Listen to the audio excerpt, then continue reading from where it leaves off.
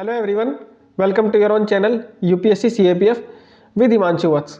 काफ़ी समय से मेरे पास एक डिमांड देखने को मिल रही थी फॉर पेपर 2। आप लोग यूट्यूब के अंदर कमेंट बॉक्स में या फिर आप लोग ने जो पोल में पार्टिसिपेट किया या फिर आप टेलीग्राम पे जो रिक्वेस्ट कर रहे थे पेपर 2 के कोर्स के बारे में, तो आज की वीडियो के अंदर हम इसी बारे में बात करेंगे। बिकॉज मेरे द्वारा एक कोर्स स्टार्ट किया जा रहा है फॉर पेपर 2, जो कि एक आंसर राइटिंग का कोर्स रहेगा, जिसके अंदर हम आंसर राइटिंग के ऊपर फोकस करेंगे। Essay writing, report writing, argument writing for the paper 2 CAPFAC 2023 examination. तो इस कोर्स का हमने नाम रखा परिश्रम। अब सबसे पहले तो बात कर लेते हैं कि परिश्रम नाम ही क्यों रखा। देखो, पेपर 2 एक ऐसा पार्ट है CAPF एग्जाम का जिसकी इंपॉर्टेंस तो बहुत ज़्यादा है, लेकिन उतना ही आपसे एफर्ट भी मांगता है। बहुत सारे लोग ऐसे हैं जिनका ऑलरेडी जो है उनको अच्छा कर लेते हैं वो पेपर 2 में बिना ज़्यादा तैयारी किए हुए, लेकिन हर कोई एक जैसा नहीं होता। बहुत सारे लोगों को, जैसे आप लोग हैं, उनको क्या होता है, प्रैक्टिस की ज़रूरत पड़ती है, रेगुलर प्रैक्टिस। लाइक मैंने कभी ज़्यादा प्रैक्टिस करी नहीं, लेकिन हर कोई उस तरीके से नहीं जा पाता ना। बहुत सारे लोग ऐसे भी है जो प्रैक्टिस करके जाते हैं काफ़ी, लेकिन स्टिल उतना अच्छा स्कोर नहीं कर पाते हैं। तो इसीलिए यहाँ पे हमें क्या है, हार्ड वर्क चाहिएगा और सेल्फ स्टडी भी जो है वो चाहिएगी। तो इन्हीं सारे कॉम्बिनेशन को मिला करके हमने इस प्रोग्राम का नाम रखा है परिश्रम, ताकि आप लोग जो है, ये प्रोग्राम का नाम ही इटसेल्फ आपको जो है ये रिकॉल करता रहे हमेशा कि आपको अपनी जो मेहनत है उसमें कमी नहीं छोड़नी है, आपको अपने हार्ड वर्क में, अपने परिश्रम में कमी नहीं छोड़नी है। एग्जाम तो डेफिनेटली आपका क्लियर हो जाएगा, आज नहीं तो कल, ठीक है, लेकिन हम अपनी तरफ से कोई कमी ना छोड़े। ये होता है प्रोग्राम के नाम के बारे में। ये एक कॉम्प्रिहेंसिव आंसर राइटिंग प्रोग्राम होगा फॉर CAPFAC पेपर 2 2023, ठीक है। यानी कि पेपर 2 2023 जो है हमारा, ठीक है, 2023 जो CAPFAC एग्जाम है उसके पेपर 2 के लिए हम कॉम्प्रिहेंसिव वे में सिलेबस को कवर करते हुए आंसर राइटिंग करेंगे रेगुलरली, और उससे हमारा क्या होगा कि पेपर 2 का कंटेंट एज वेल एज जो बाकी चीज़ें हैं वो डेवलप होंगी, ठीक है। तो आगे बढ़ते हैं इस प्रोग्राम के अंदर। इस वीडियो के अंदर मैं सारी डिटेल के बारे में बताऊंगा कि क्या इस प्रोग्राम के अंदर है, क्या इस प्रोग्राम के अंदर नहीं है, क्या क्या आपको इसके अंदर मिलेगा, ठीक है, मैं किस तरह से आप लोगों की हेल्प कर सकता हूँ, फीस क्या होगी, सारी चीज़ें इस वीडियो के अंदर डिस्कस करेंगे, ठीक है। तो अभी फटाफट वीडियो को लाइक कर दो, और अगर आपने चैनल को सब्सक्राइब नहीं किया है तो चैनल को सब्सक्राइब भी कर दो। बिकॉज आप लोगों का एक लाइक और एक सब्सक्राइब ये मेरे लिए काफ़ी इंपॉर्टेंट है, बिकॉज इससे मुझे एक मोटिवेशन मिलती है आगे वीडियो क्रिएट करने की, ऐसे ही प्रोग्राम्स आप लोगों के लिए लाने की। इस प्रोग्राम की डिटेल्स के बारे में आगे बढ़ते हैं, ठीक है। सबसे पहले बात करते हैं व्हाई चूज मी। आप लोग मुझे क्यों चूज करोगे as a your evaluator, as your mentor, as your guide, as your teacher? क्यों? मेरे अंदर ऐसी क्या बात है, मैंने ऐसा क्या किया है जो आप मुझे चूज करो? तो अपने बारे में थोड़ा बताते हुए, जैसा कि आप सभी जानते हो, मेरा नाम हिमांशु वत्स है, ठीक है। मैंने ये CAPFAC एग्जाम को 3 बार क्वालिफाई किया है रिटर्न, 2020 में, 2021 में एंड 2022 के अंदर, ठीक है। मैंने इसके अलावा CAPF पेपर 2 के लगभग 100 से ज़्यादा टेस्ट कॉपीज जो होती है वो चेक करी है, डिफरेंट कोचिंग्स की भी और खुद भी, ठीक है। मेरे मेंटोरशिप प्रोग्राम के अंदर भी मैं बच्चों की कॉपीज इवेल्युएट करता हूँ, तो वहाँ से भी मेरे को काफ़ी ज़्यादा एक्सपीरियंस है उस चीज़ का। इसके अलावा UPSC की चेकिंग के बारे में बात करें तो एक बार मेरे CAPF के मार्क्स आ चुके हैं। इसके अलावा मैंने सिविल सर्विस का मेंस भी लिखा है, तो उधर भी मेरा स्कोर जो है वो काफ़ी सही था, ठीक है। तो ओवरऑल देखा जाए तो UPSC की चेकिंग किस तरह से है उसका मुझे काफ़ी हद तक आइडिया है। इसके अलावा I am mentoring and guiding CAPF aspirants for the past 1 year and more than 3 years का एक्सपीरियंस मेरे पास है in the CAPF exam, because मैंने खुद भी क्वालिफाई किया है बार बार, और इसके लिए पढ़ा भी है, पढ़ाया भी है, ठीक है।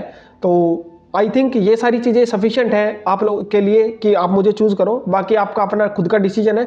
अगर आपको लगता है कि मेरे से बेटर कोई आपको ये काम दे सकता है तो डेफिनेटली आप उधर जा सकते हो, क्योंकि एंड गोल क्या होना चाहिए कि आप सक्सेसफुल हो जाओ। अब वो मीडियम मैं हूँ, कोई और हो, कोई और कोचिंग हो, कोई और मेंटोर हो, कोई और गाइड हो, आपका ब्रदर हो, फादर मदर हो, कोई भी हो, ठीक है, जो आपको हेल्प कर सके, ठीक है। तो मैं ये नहीं कह रहा कि आप मुझे चूज करो, बस ये मैंने अपने बारे में बताया कि क्यों आप मुझे कंसिडर कर सकते हो चूज करने के लिए, मेरे अंदर ऐसा क्या है, ठीक है। बाकी आपको कोई और अच्छा लगता है तो आप उधर भी जा सकते हो, कोई प्रॉब्लम नहीं। अब बात करते हैं इस प्रोग्राम की रिक्वायरमेंट क्यों है, क्यों हमें एक प्रोग्राम चाहिए फॉर CAPFAC पेपर 2। क्या है पेपर 2 के अंदर ऐसा, और क्या उसकी रिक्वायरमेंट है जिस वजह से हमें एक डेडिकेटेड आंसर राइटिंग का प्रोग्राम रिक्वायर्ड है फॉर CAPFAC एग्जाम। तो देखो, इसके लिए सबसे पहले आपको इंपॉर्टेंस समझनी पड़ेगी पेपर 2 की क्या है। टोटल जो है CAPF का एग्जाम 600 मार्क्स का है, तो उसके अंदर 200 मार्क्स जो है वो अपने पेपर 2 के होते हैं, यानी कि 1/3 वेटेज जो है वो है किसकी है, वो है पेपर 2 की, ठीक है। पेपर 2 के अंदर बहुत सारे स्टूडेंट्स ऐसे हैं जिनका लो स्कोर रहने की वजह से उनका रिटर्न क्वालिफाई नहीं हुआ, या फिर उनको फाइनल सिलेक्शन नहीं मिला, और बहुत सारे स्टूडेंट ऐसे भी है जिनका पेपर 2 में 110 नंबर, 115 नंबर आने की वजह से उनको सिलेक्शन तो छोड़ो, उनको टॉप 50 टॉप 20 के अंदर रैंक भी मिल गई है, ठीक है। तो इसीलिए पेपर 2 की जो इंपॉर्टेंस है वो काफ़ी ज़्यादा हो जाती है। पेपर 2 एक सब्जेक्टिव एग्जाम है।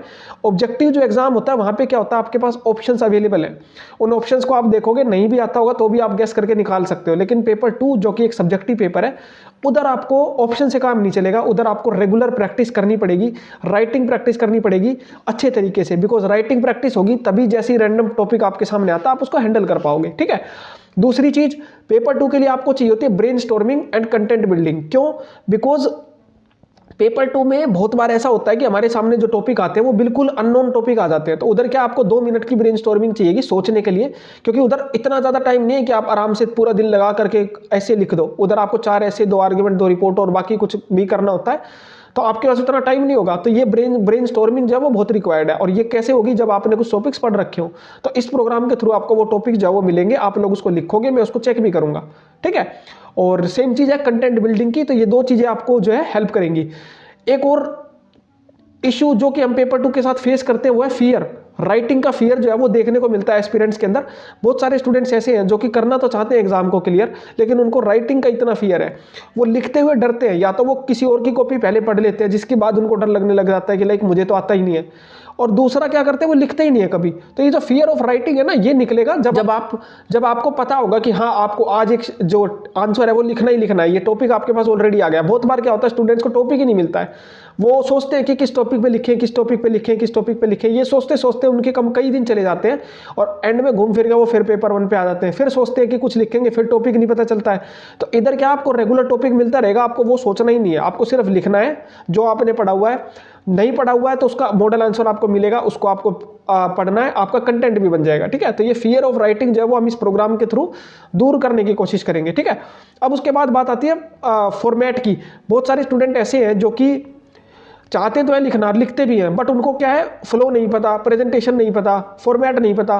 कई बार अभी कल भी मेरे पास एक स्टूडेंट की एक आर्ग्यूमेंट और एक ऐसे आया था चेक करने के लिए, जिसमें उस स्टूडेंट ने बिल्कुल फॉर्मेट गलत लिखा हुआ था, ऐसे के अंदर बिल्कुल भी फ्लो नहीं था, प्रेजेंटेशन उतनी अच्छी नहीं थी, ठीक है। और आप ये अगर कोई राइटिंग की रेगुलर प्रैक्टिस ना करो और कोई एक एक्सपीरियंस पर्सन आपको ना बताए कि कैसे ये चीज़ ठीक करनी है, तो आप वही सेम गलतियां रिपीट करते रहोगे, वही सेम गलतियां। आप देखते हो कि आप मेहनत तो कर रहे हो, आपके पेपर 1 में तो 140 145 नंबर आ रहे हैं, लेकिन स्टिल आपका जो पेपर 2 है वो पीछे रह जाता है और ओवरऑल आपका सिलेक्शन नहीं होता। बहुत सारे स्टूडेंट्स को जानता हूं जो 2-2 3-3 बार 140 142 135 130 नंबर लाए, बट स्टिल रिटर्न क्वालिफाई नहीं कर पाए। क्यों? क्योंकि पेपर 2 एक बड़ा हर्डल है उनके सामने, ठीक है।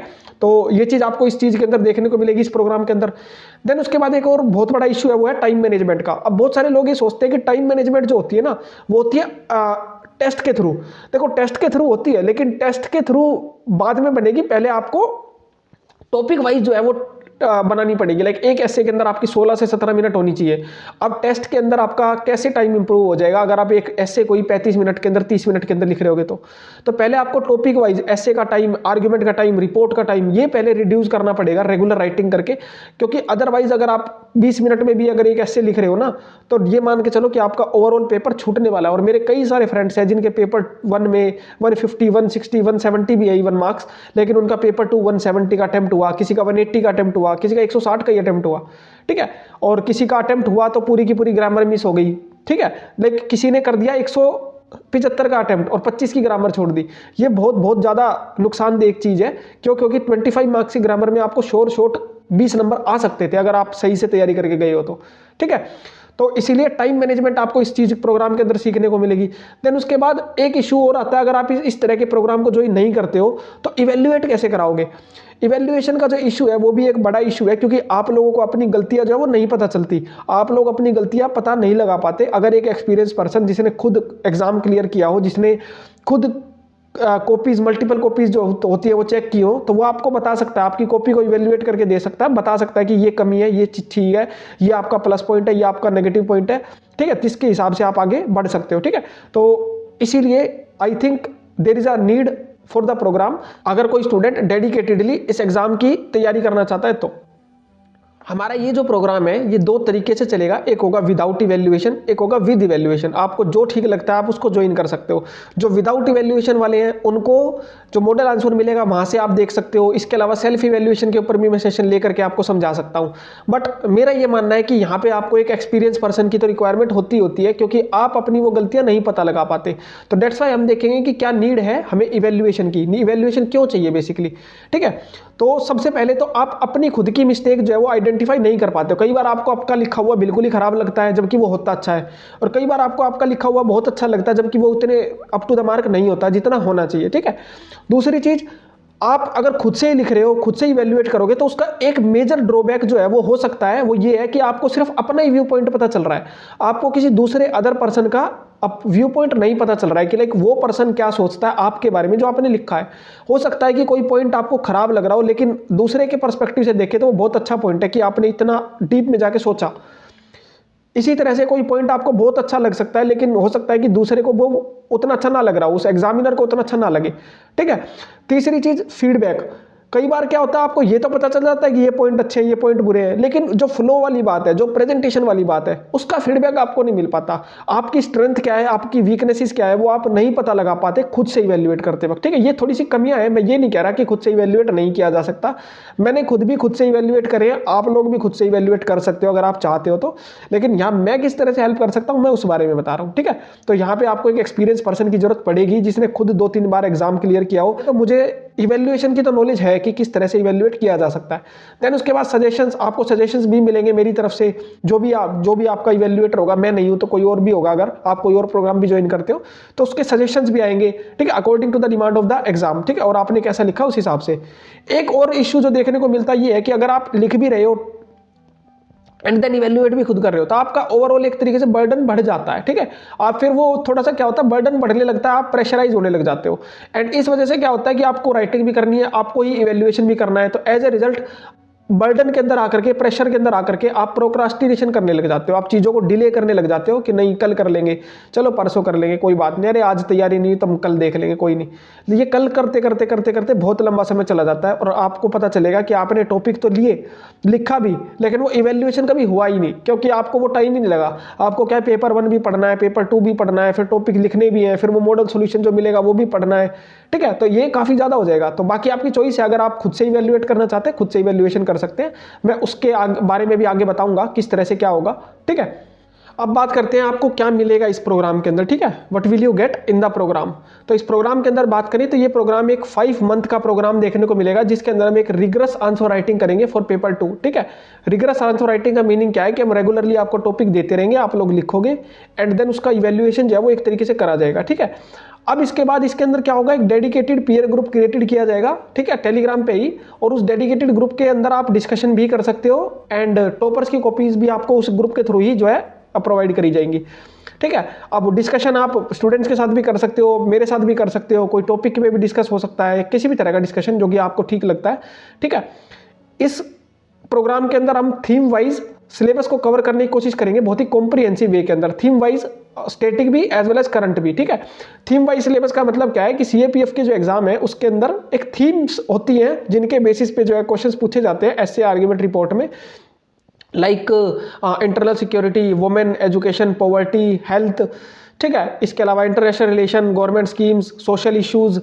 ठीक है, और हमारा disaster management, environment, economy, then उसके बाद हमारे इंटरनेशनल ऑर्गेनाइजेशंस। ठीक है, करंट अफेयर्स। ठीक है, जो करंट के अंदर जो हैपनिंग्स देखने को मिली है उससे रिलेटेड भी क्वेश्चंस आ जाते हैं कई बार। ठीक है, तो वो सारी थीम्स को कवर करने की कोशिश करेंगे इस प्रोग्राम के थ्रू।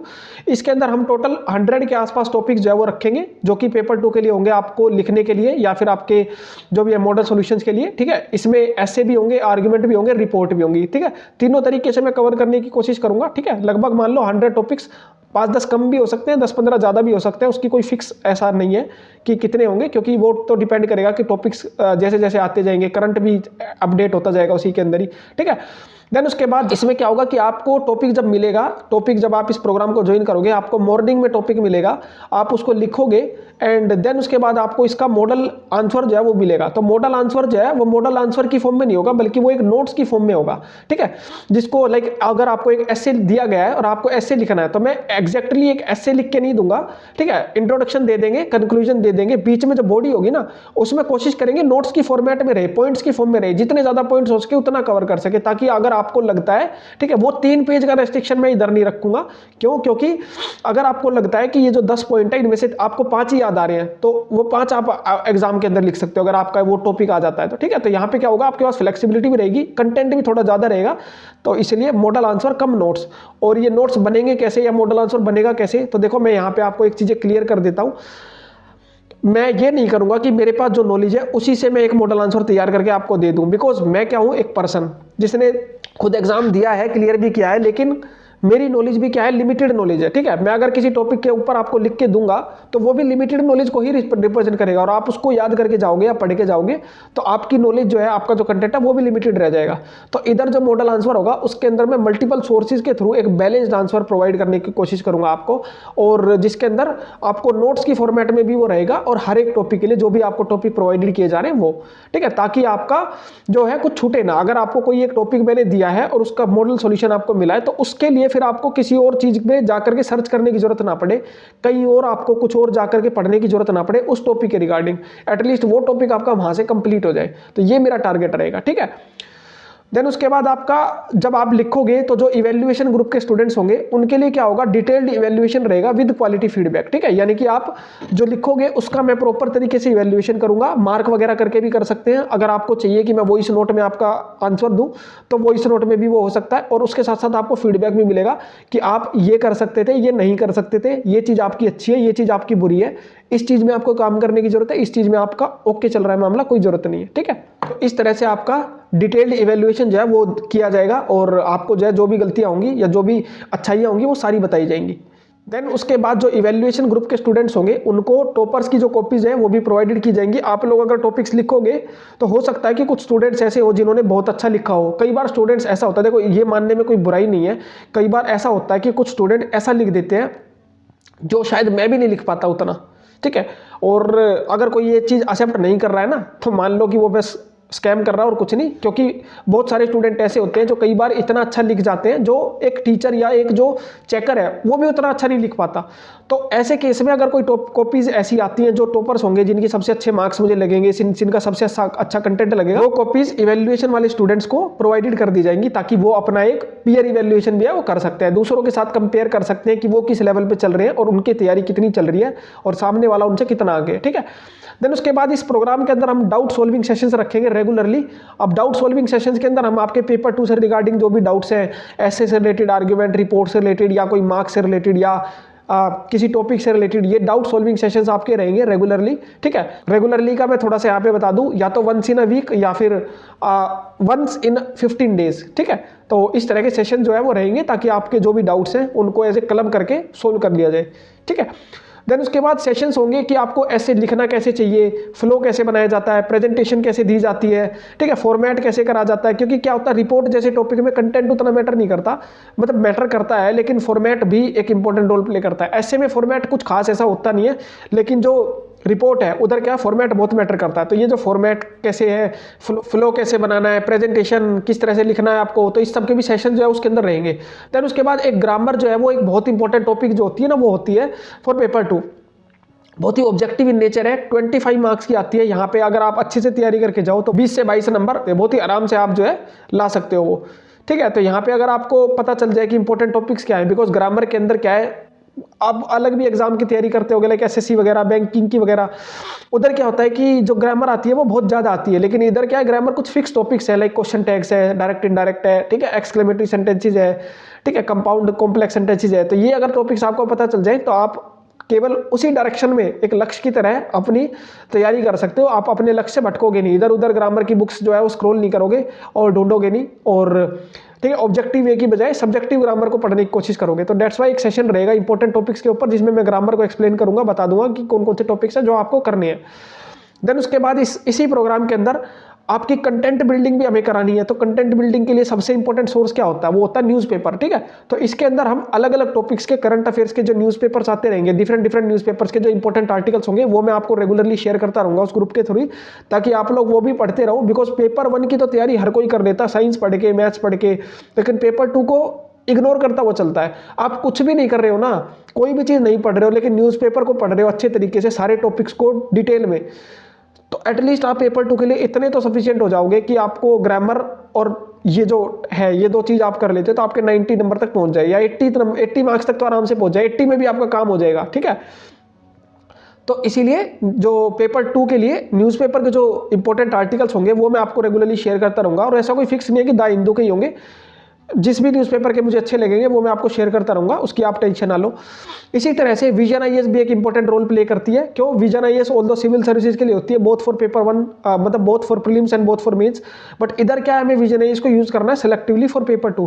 तो मंथली जो विजन आईएएस होगी उसमें मैं टॉपिक्स जो है वो बता दूंगा, कौन कौन से टॉपिक्स जो होंगे इंपॉर्टेंट है, जो कि आपको करने चाहिए, ठीक है। और जहां से, जब से ये प्रोग्राम शुरू होगा उसके 1 मंथ पहले से हम ये काम जो शुरू कर देंगे, इंपॉर्टेंट टॉपिक जो विजन आईएएस के लिए वो आपको बताने शुरू कर देंगे फॉर पेपर 2, ताकि आप उनको पढ़ो, अपना कंटेंट जो है वो डेवलप करो। क्योंकि इन मैगजीन से आपको कंटेंट भी मिलेगा, आपको डेटा भी मिलेगा, बहुत सारे फैक्ट्स भी मिलेंगे, एग्जांपल्स भी मिलेंगे, तो ये जरूरी होती है, ठीक है। यही आपको ऐसे में लिखनी होती है। जैसे मेरा 2022 का ऐसे था, उधर मैंने women in Indian arm forces में माधुरी कानेटकर मैम, ठीक है, भावना कांत मैम, और ये जो मैम उषा किरण है, इनका नाम मैंने जो है मेंशन किया अपने ऐसे के अंदर। तो अगर आप लोग ये एग्जांपल नहीं दोगे तो फिर कैसे वो क्रेडिबिलिटी बनेगी कि हाँ अच्छा कर रहा है? तो ये सारे आपको इनसे मिलते रहेंगे, न्यूज़पेपर से और मैगजीन से।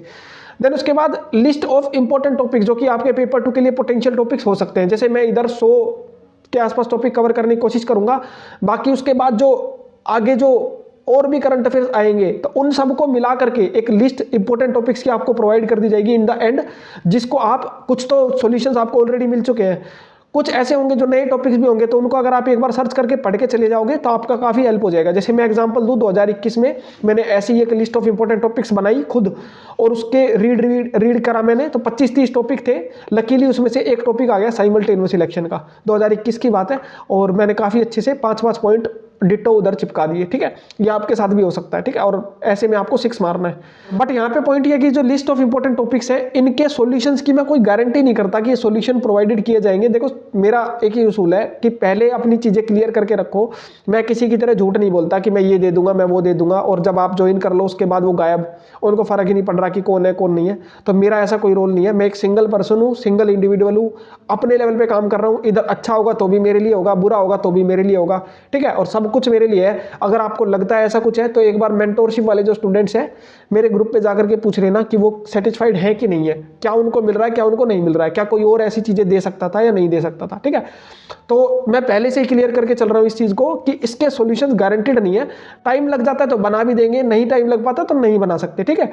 तो और बाकी इसके अंदर और भी चीजें काफी होती रहेंगी, वो टाइम टू टाइम, ठीक है, आती रहेंगी। और हो सकता है कि जो पेपर 2 के टॉपर्स हैं उनके सेशंस भी आ जाएं। हो सकता है कि मैं खुद और जो है 1-2 टॉपिक्स को एक्सप्लेन करने के लिए कुछ क्लास वालास कभी ले लूं, ठीक है। ये इसकी श्योरिटी नहीं है, बट आ सकती हैं चीज़ें, ये मैं पहले से ही क्लियर करके बोल रहा हूं, ठीक है।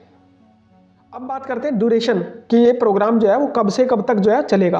तो इस प्रोग्राम के बारे में बात करें तो मैंने इसको 5 मंथ का प्रोग्राम जो है वो बनाया है, ठीक है। ये आपका 5 महीने के लिए चलेगा, फ्रॉम जनवरी 1 से लेकर के मई 2023 तक, मई एंड तक, ठीक है। तो ये टोटल 5 महीने होंगे, जनवरी, फरवरी, मार्च, अप्रैल, मई। इस 5 महीने में आप रेगुलर आंसर राइटिंग प्रैक्टिस जो है वो करोगे। और उसके बाद आपको क्या करना है, तो वो जो 5 महीने, मई का जो एंड है, यहाँ तक क्या होगा, आप पेपर 2 में काफी पकड़ बना चुके होगे, राइटिंग में आप कॉन्फिडेंट हो चुके होगे, काफी सारा कंटेंट आपका बन चुका होगा from newspaper, from vision IAS, from जो टॉपिक्स के मॉडल सॉल्यूशन है जो मैं प्रोवाइड कर रहा हूं उससे। एंड पेपर 1 के अंदर आपने लगभग सारा सिलेबस जो है वो पढ़ लिया होगा।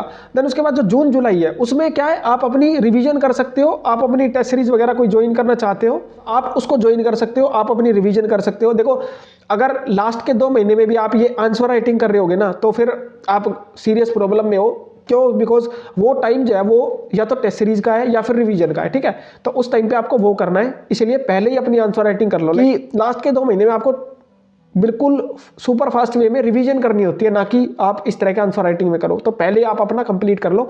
जनवरी से लेकर के मई तक ये प्रोग्राम चलेगा।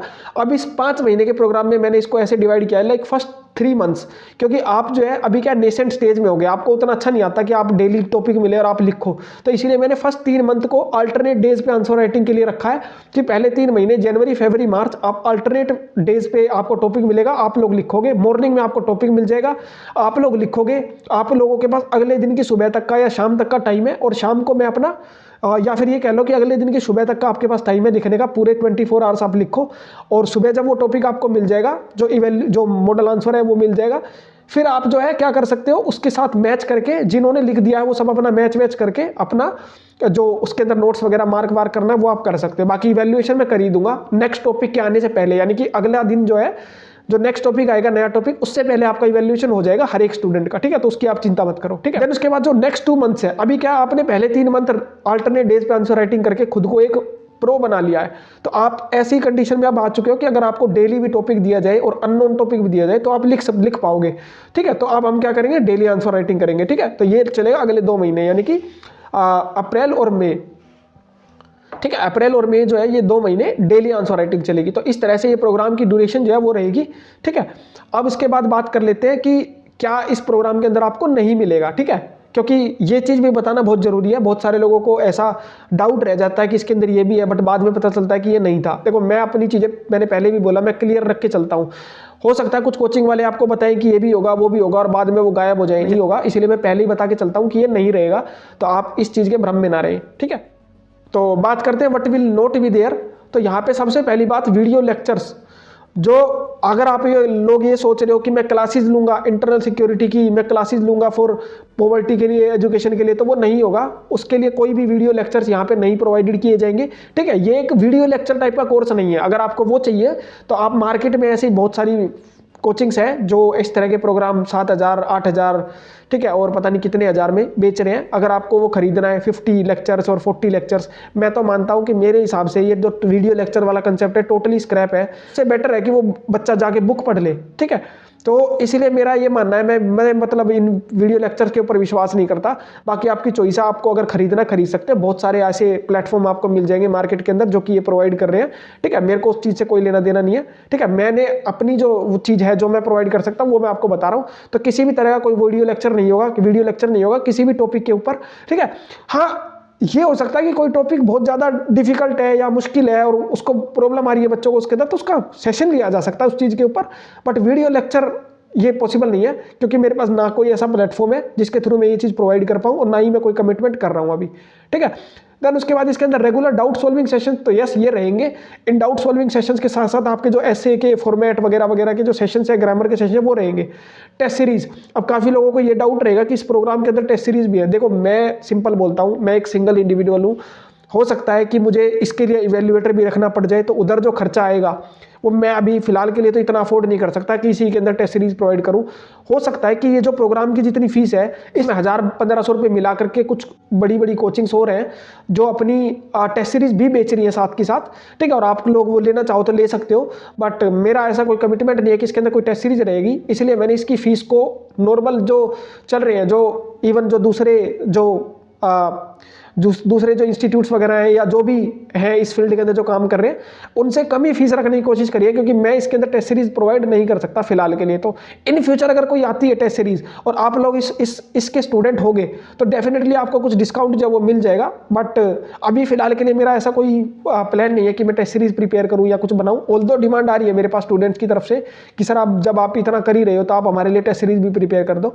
तो देखते हैं उसका फ्यूचर में अगर कुछ होता है तो। बट इस प्रोग्राम के अंदर कोई टेस्ट सीरीज इंक्लूडेड नहीं है, ये चीज मैं पहले ही क्लियर करके चल रहा हूं, किसी को अगर कोई डाउट ना रहे ताकि, ठीक है। देन उसके बाद जो इवैल्यूएशन वाले स्टूडेंट्स हैं उनकी तो सारी कॉपी चेक होंगी, लेकिन जो नॉन इवैल्यूएशन वाले स्टूडेंट्स हैं उनके लिए भी मैं एक ऐसे एक आर्ग्यूमेंट और एक रिपोर्ट उनकी चेक कर दूंगा और उनको अच्छे तरीके से डिटेल्ड फीडबैक प्रोवाइड कर दूंगा, ताकि उनको अगर सेल्फ इवैल्यूएशन करना है तो अगली बार से वो ध्यान रखें कि कैसे वो इवैल्यूएशन कर सकते हैं, ठीक है। तो ऐसे भी कर सकते हो, आपकी चॉइस है, जैसा भी आपको ठीक लगे। तो ये चीज़ें इसके अंदर प्रोवाइड होंगी और ये चीज़ें इसके अंदर प्रोवाइड नहीं होंगी, ये मैंने क्लियर पहले से ही बता दिया आपको, ठीक है। आगे बढ़ते हैं इसके अंदर। अब करते हैं फीस के बारे में, बिकॉज फी जो है वो एक बहुत इंपॉर्टेंट रोल जो है वो प्ले करती है किसी भी प्रोग्राम के अंदर, ठीक है। तो इस पूरे ड्यूरेशन की जो फीस है, पूरा जो हमारा होल प्रोग्राम चलेगा 5 मंथ का, इसकी जो फीस है वो फीस रहेगी फॉर विदाउट इवैल्यूएशन स्टूडेंट्स, यानी कि जो टॉपिक जिनको मिलेगा वो मॉडल आंसर मिलेगा वो अपना लिखेंगे और खुद से इवैल्यूएट करेंगे, और उनकी चॉइस है, अगर वो ग्रुप में भेजना चाहते हैं भेज दो, एक दूसरा कोई स्टूडेंट उनकी अगर कॉपी चेक कर दे तो उनकी चॉइस है। मेरी तरफ से कोई कमिटमेंट नहीं है कि मैं विदाउट इवैल्यूएशन वाले स्टूडेंट की 1 essay 1 आर्गुमेंट एंड 1 रिपोर्ट के अलावा कोई कॉपी चेक करूंगा, ठीक है, बिकॉज मैंने बोला मैं पहले से ही क्लियर करके चलूंगा इस चीज को, ठीक है। तो उनकी जो फीस रहेगी वो रहेगी 1199, यानी कि 1199 आपकी जो फीस जो है वो रहेगी फॉर 5 मंथ्स के लिए, ठीक है। यानी कि अगर आप पर मंथ के हिसाब से देखो तो आपको लगभग जो है 200 समथिंग रुपीज जो है वो पड़ रहे हैं, आई थिंक कितना।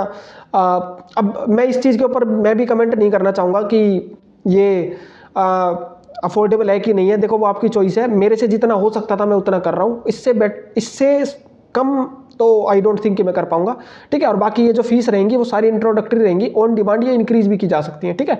अब उसके बाद बात कर रहे थे विद इवैल्यूएशन वाले स्टूडेंट, जो विद इवैल्यूएशन वाले स्टूडेंट्स हैं उनके लिए क्या रहेगा। तो देखो जितना मैंने कमिटमेंट करी है ना उतना तो मैं कर रहा हूँ, और इसकी जो फीस है ये मैंने काफ़ी सारे स्टूडेंट से पूछा, अपने मेंटोरशिप बैच के स्टूडेंट से भी पूछा, ठीक है। उसके बाद जो ये फीस जो है वो डिसाइड हुई है 3499 फॉर 6 मंथ के लिए, ठीक है, फॉर 5 मंथ्स के लिए, ठीक है, 5+ मंथ्स मान लो उनको, बिकॉज मैं कोई hard and fast may and नहीं बोल रहा, हो सकता है जून तक भी चला जाए थोड़ा बहुत, ठीक है। तो लगभग 5+ मंथ्स ही कंसीडर कर लो, और आपकी जो फीस है वो 3499 जो है वो देखने को मिलेगी। हाँ, इसी के अंदर ही कुछ लोग डिमांड करते हैं कि सर कुछ डिस्काउंट रखो, तो मैंने आपको पहले ही दे दिया है। आप फर्स्ट 10 स्टूडेंट्स के अंदर अगर आते हो, जैसे मेरा मेंटोरशिप प्रोग्राम था उसके अंदर भी मैंने ये ऑफर रखा था, फर्स्ट 10 स्टूडेंट्स अगर के अंदर आप आते हो तो आपकी फीस 3499 की बजाय आपकी फीस हो जाएगी 3199, ठीक है। तो ये आप देखोगे तो लगभग आपको जो है 600 समथिंग रुपीज़ के आसपास जो है वो पड़ेगी, और आप देख सकते हो कि आपको जो है इतना वर्थ इट लगता है या नहीं लगता है, ठीक है। और बाकी ये जो फीस है ये एक इंट्रोडक्टरी फीस है, इसका मतलब ये है कि अभी फिलहाल के लिए फीस जो है इतनी है, बट इन फ्यूचर अगर इसकी डिमांड बढ़ती है, अगर स्टूडेंट ज़्यादा एनरोल करने लगते हैं तो डेफिनेटली मुझे फिर फीस इंक्रीज करनी पड़ेगी, ताकि मैं सीरियस एस्पिरेंट जो है उन्हीं को रखूँ, नॉन सीरियस को ना रखूँ, ठीक है। तो ये फीस स्ट्रक्चर था टोटली, एक बार फिर से बता देता हूँ। विदाउट इवैल्यूएशन वालों के लिए 1199, ठीक है, विद इवैल्यूएशन वालों के लिए 3499, एंड फॉर फर्स्ट 10 स्टूडेंट्स के लिए 3199। इधर फर्स्ट स्टूडेंट्स वाला कोई ऑफर नहीं है, बिकॉज ऑलरेडी ये मैंने बहुत कम रखा है।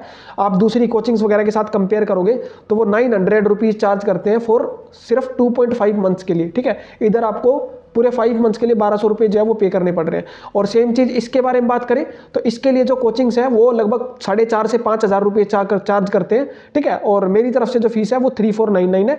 बाकी अगर आपको ये इश्यू आता है कि मैं तो आपका मेरे ऊपर ट्रस्ट नहीं है और उनके ऊपर ट्रस्ट है, तो आप श्योरली उधर जाकर के ज्वाइन कर सकते हो, कोई भी इश्यू नहीं है, मुझे कोई प्रॉब्लम नहीं है, ठीक है। बस मेरा एंड गोल यही है कि आप लोगों का एग्जाम क्लियर हो, आप अपनी तैयारी करते रहो, ठीक है। और फिर चाहे मेरे थ्रू हो चाहे किसी और के थ्रू, कुछ फर्क नहीं पड़ता, ठीक है।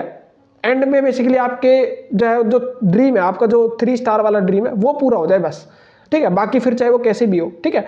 और ये फीस का मैंने क्लियर कर, अब बात कर लेते हैं इसको ज्वाइन कैसे कर सकते हो आप। तो ये पोस्टर है, ठीक है, जो मैंने क्रिएट किया था इस एग्जाम से, इस प्रोग्राम से रिलेटेड, आप इसको भी एक बार देख सकते हो। हाँ, इसके अंदर लिमिटेड सीट्स ही रखूँगा, बिकॉज मैं एक पर्सनल कैपेसिटी के हिसाब से लेकर के चलूँगा, बिकॉज मेरे को ऐसे कोई 8-10 इवैल्यूएटर नहीं रखने हैं, या तो मैं रहूँगा और मेरे साथ साथ मैक्सिमम एक और पर्सन हो सकता है, इससे ज़्यादा नहीं।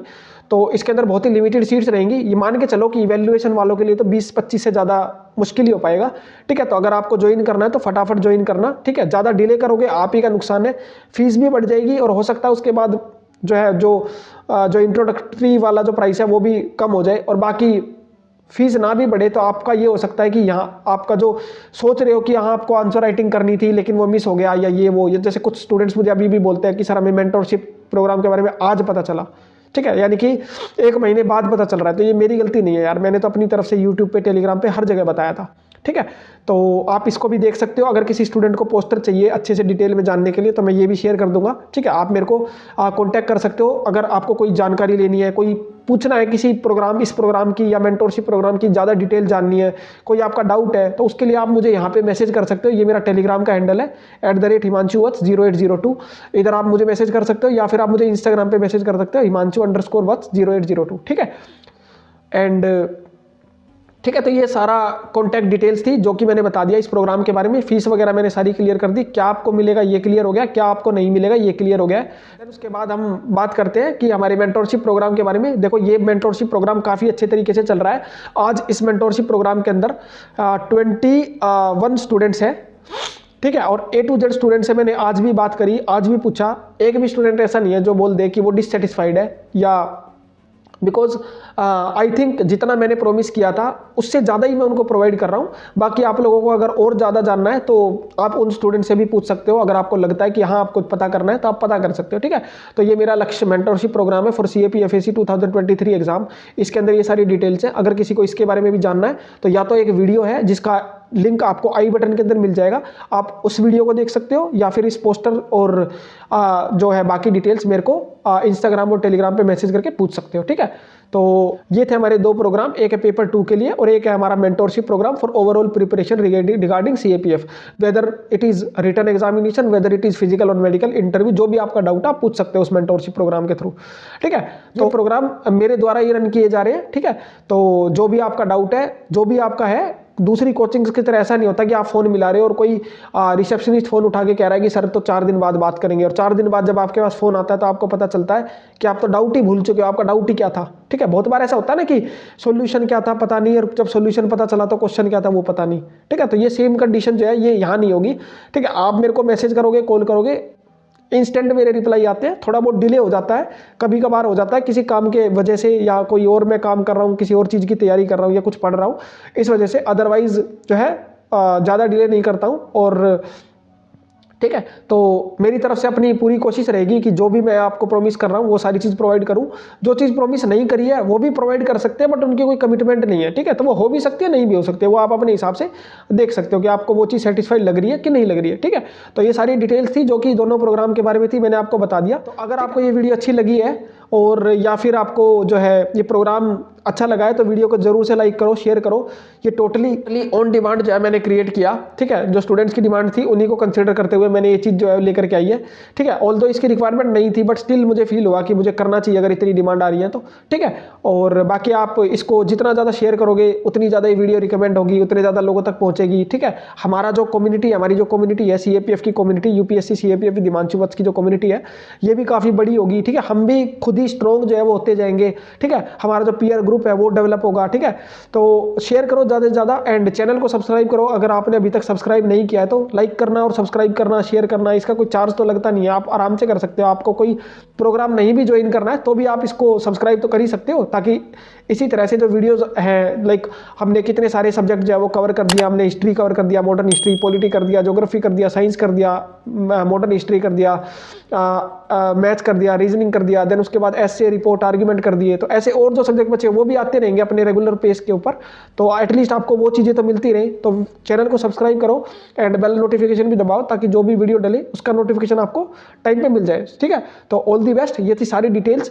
मिलते हैं नेक्स्ट वीडियो के अंदर। नेक्स्ट वीडियो के अंदर हम अपनी रेगुलर जो है वीडियोस लाएंगे, जिसके अंदर हम अगले सब्जेक्ट के बारे में बात करेंगे। मोस्ट प्रोबेबली करंट अफेयर्स के बारे में बात कर सकते हैं, या फिर कोई और सब्जेक्ट, एनवायरनमेंट वगैरह जो भी है, जो बचे हुए हैं उनको मैं एक बार देख के उसके ऊपर वीडियो जो है लाने की कोशिश करूंगा, ठीक है। तो मिलते हैं नेक्स्ट वीडियो के अंदर। Thank you so much, thanks for watching it. And अगर किसी को एनरोल करना है तो दिए गए जो कॉन्टैक्ट्स हैं उनके ऊपर आप मुझे मैसेज करो, आगे फिर हम सारी चीज़ें डिस्कस करते हैं। Thank you.